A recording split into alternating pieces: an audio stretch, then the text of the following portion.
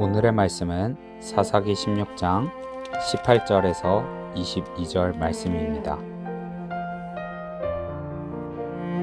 들릴라가 삼손이 진심을 다 알려주므로 사람을 보내어 블레셋 사람들의 방백들을 불러 이르되 삼손이 내게 진심을 알려주었으니 이제 한 번만 올라오라 하니 블레셋 방백들이 손에 은을 가지고 그 여인에게로 올라오니라.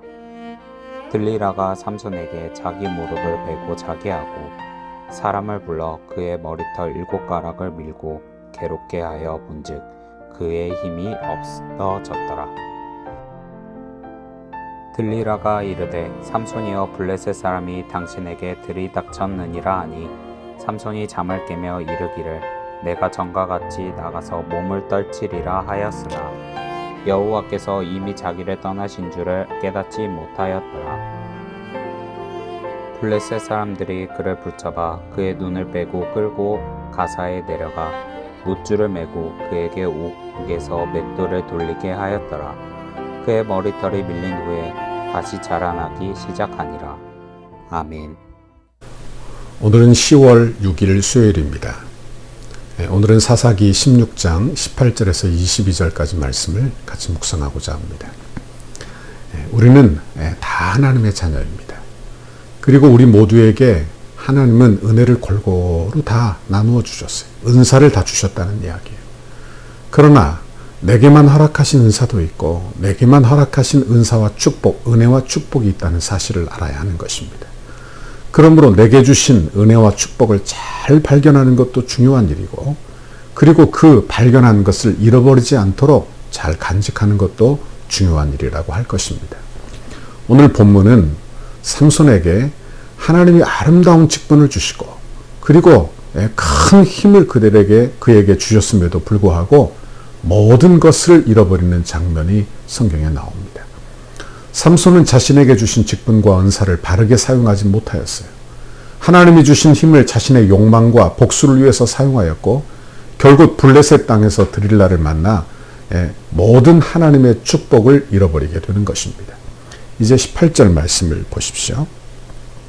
드릴라가 삼손이 진심을 다 알려주므로 사람을 보내어 블레셋 사람들의 방백들을 불러 이르되 삼손이 내게 진심을 알려주었으니 이제 한 번만 올라오라 하니 블레셋 방백들이 손에 은을 가지고 그 여인에게로 올라오니라. 그렇게 되어 있습니다. 삼손이 진심을 알려주었다. 이것을 확신한 드릴라는 사람을 보내었어요. 블레셋 방백들에게 사람을 보내어 이제 한 번만 올라오라. 이렇게 전달합니다. 이걸 원어적으로 말하면 바로 지금 즉시 올라오라. 그런 뜻이에요. 드릴라가 3번이나 실수하지 않았습니까? 그러니까 믿지 못할 것 같으니까 이번은 확실하니 지금 즉시 올라오라 이렇게 전달하게 된 것입니다. 드릴라는 먼저 삼손에게 자기 무릎을 베고 잠들게 했어요. 그 다음 사람을 불러 그 머리털 7가닥을 다 밀어내게 했습니다. 머리가 대머리가 될 만큼 그 머리를 다 깨끗이 밀었다는 것을 의미하는 것입니다. 삼손은 머리가 다 밀리도록 무엇을 했을까요? 아무 정신없이 잠에 정욕에 취해 있었던 것을 알게 됩니다. 드릴라는 전가를 보내고 이번에는 직접 자기가 테스트까지 해보고 있어요. 삼손은 드릴라가 무릎에서 그냥 잠든 것이 아니라 그는 영적인 잠을 아주 깊이 자고 있다 하는 것입니다. 하나님의 품에서 잠든 것이 아니라 드릴라를 의지하여 깊은 잠에 빠져 있었던 것입니다. 머리를 밀고 보니 과연 힘이 없어졌다고 했어요. 나시린은 시체와 술을 가까이 하지 말아야 하고 그리고 머리털을 밀지 말아야 하는데 삼손은 이제 나시린으로 하나님의 사람으로 가져야 할 모든 것이 다 무너지고 만 것입니다. 지금까지 하나를 유지하고 있었죠. 그래서 그런 대로 살아갔습니다. 그래서 이렇게 살아도 되겠구나. 아무 문제가 없구나. 그냥 이렇게 무시하고 살았을 거예요. 중간중간 부모의 충고도 있었습니다. 종교 지도자들의 충고도 있었을 것인데 전혀 귀에 들리지 않았던 것입니다. 하지만 마지막 보루가 무너지자 이제 하나님께서 완전히 떠나신 것입니다. 하나님께서 떠나시자 삼손은 보통 사람들처럼 되고 말았어요. 우리가 여기서 묵상할 것은 하나님의 능력이 없다면 우리는 아무것도 아니라는 사실입니다. 그걸 꼭 기억해야 돼요. 우리는 은혜가 아니면 정말 아무것도 아닌 죄인임을 우리는 늘 깨닫기를 간절히 바랍니다. 이게 얼마나 중요한 깨달음인지 몰라요. 20절의 말씀을 보십시오. 드릴라가 이르되 삼손이여 블레셋 사람이 당신에게 들이닥쳤느니라 하니 삼손이 잠을 깨어 이르기를 내가 전과 같이 나가서 몸을 떨치리라 하였으나 여호와께서 이미 자기를 떠나신 줄을 깨닫지 못하였더라 그랬습니다. 힘이 없어진 것을 확인한 드릴라는 이제 삼손에게 블레셋 사람들이 당신에게 들이닥쳤다 이렇게 경고를 했습니다. 갑작스러운 소리에 잠을 깨고 정신이 들어 이전처럼 나가 몸을 떨치리라 이렇게 하고 일어났다는 거예요. 여기 몸을 떨친다는 말은 지난번처럼 몸을 흔든다는 말입니다. 전과 같이 새 활줄 7 그리고 쓰지 않은 새 밧줄 배틀에 묶여있을 때에는 몸만 흔들어도 그 모든 것이 그저 풀어졌어요. 하지만 이제 여호와께서 그를 이미 떠나신 줄을 깨닫지 못하고 몸을 흔들기 시작한 것입니다. 하나님께서 이미 떠나신 줄도 모르고 아직 자기의 힘이 남아있는 것처럼 생각했다는 말입니다. 바로 이것이 하나님과의 깊은 교제와 교통이 없는 사람들의 특징이 아닌가 그렇게 묵상을 해보게 됩니다. 하나님의 일을 하면서도 전혀 하나님 없이 일을 하면서도 전혀 이상한 줄을 느끼지 못하는 거예요. 하나님의 도움 없이도 전과 같이 내가 할 수 있을 것이다. 내가 이렇게 하면 된다. 이런 생각을 하는 것입니다. 삼손의 힘이 사라진 것에 대해서 오늘 본문은 여호와께서 삼손을 떠나셨다. 이렇게 말씀해요. 여기서 문제는 뭐냐? 힘이 사라진 게 아닙니다.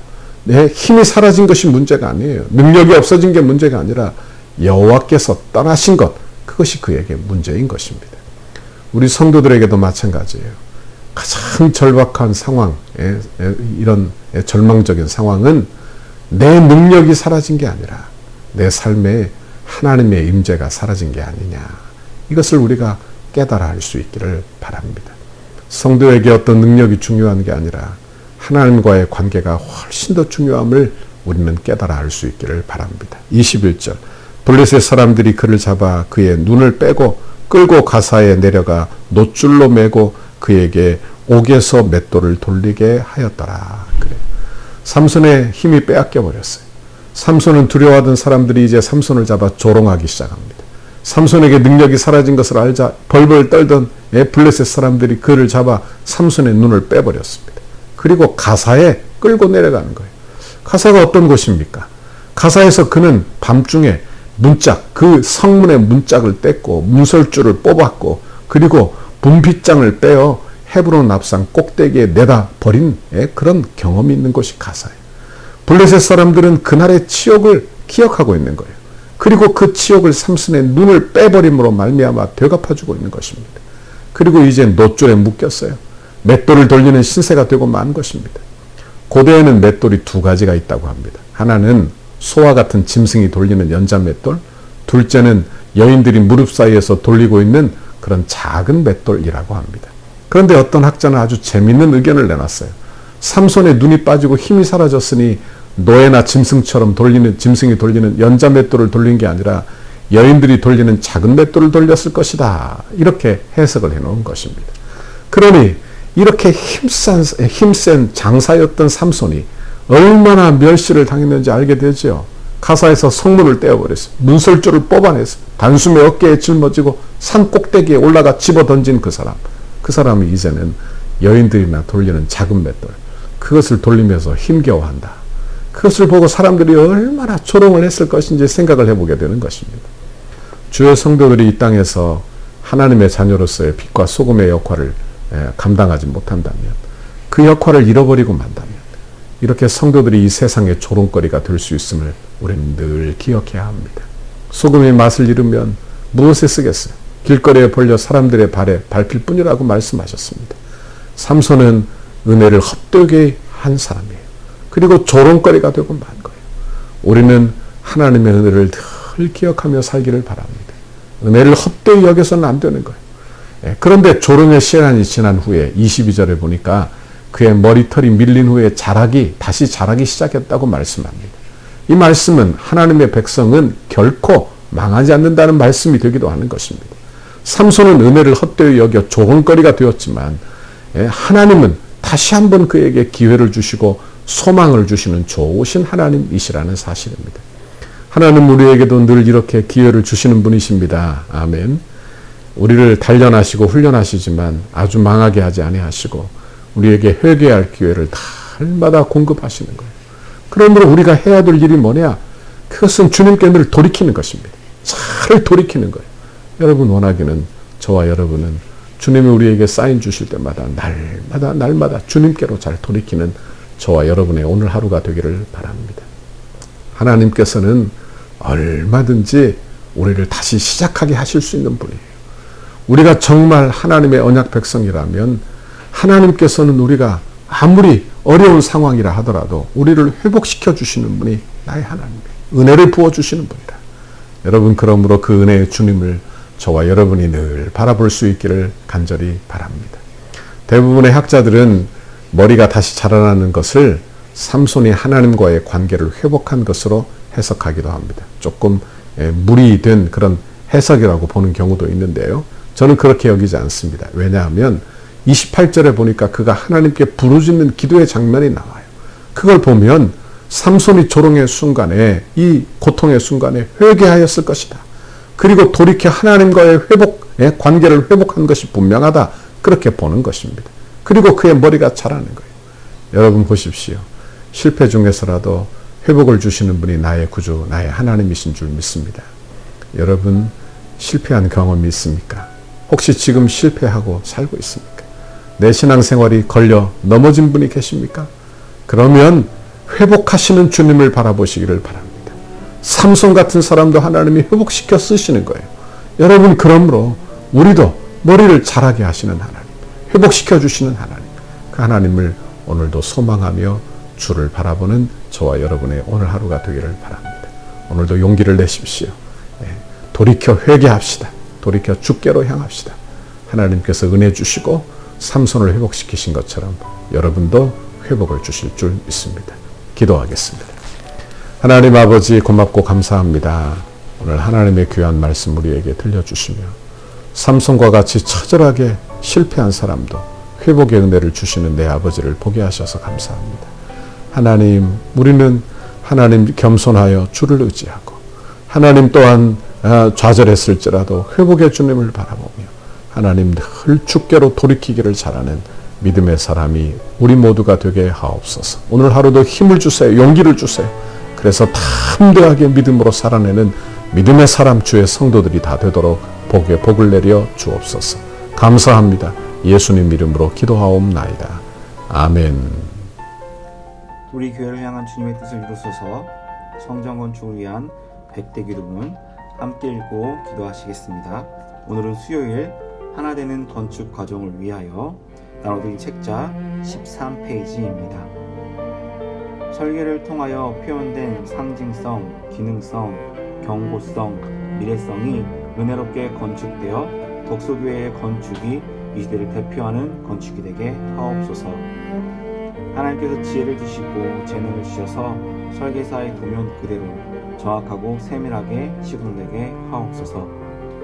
시공사와 건축위원회 사이에 원활한 소통이 이루어지게 하시고 교회 건축의 모범이 되는 건축 과정이 되게 하옵소서. 시공사를 통하여 진행되는 건축의 단계마다 그 분야에서 가장 신실하며 탁월한 전문가들을 붙여주시고 성령으로 하나 되어 세상의 팀워크를 이루게 하옵소서.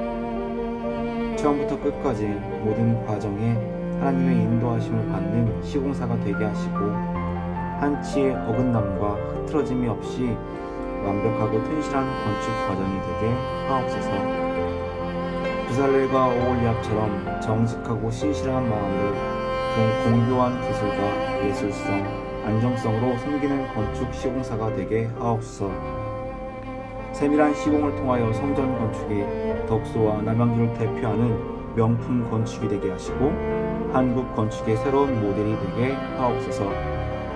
공사하는 기간에 시공사가 하나님의 도우심을 간구하며 성실과 정직으로 공사를 맡게 하시고 특별히 하도급 업체나 인부에 이르기까지 좋은 사람들로 채워지는 은혜를 경험하게 하옵소서. 공사 기간에 시공사의 재정이 원활하게 하셔서 금전적인 어려움이 없게 하옵소서. 건축에 조금의 차질이 없도록 모든 건축 자재가 잘 준비되게 하시고 일기와 환경까지도 하나님께서 섭리하여 주셔서 물 흐르듯이 진행되는 건축이 되게 하옵소서. 시공 과정 중 건축에 대한 의견을 나누고 상황을 점검할 때마다 막힘없는 소통이 이루어지는 행정이 되게 하옵소서. 건축이 진행되는 동안 우리 교회를 통해 넘치는 은혜와 복을 받아 사업이 더욱 번창하게 하시고 기쁨으로 건축에 동참하는 업체 되게 하옵소서. 시공사의 모든 직원들이 성전 건축을 통해 하나님을 알게 하옵소서. 시공사가 교회를 건축하면서 더욱 많은 일거리가 생겨나게 하시고 교회의 건축을 즐거움으로 감당하게 하옵소서. 토목, 구조, 기계, 전기, 냉난방, 조경, 음향, 영상, 조명 등 모든 분야가 잘 시공되어 정교함과 탁월함을 갖춘 건물로 마무리가 되게 하옵소서. 예수님의 이름으로 기도드립니다. 아멘.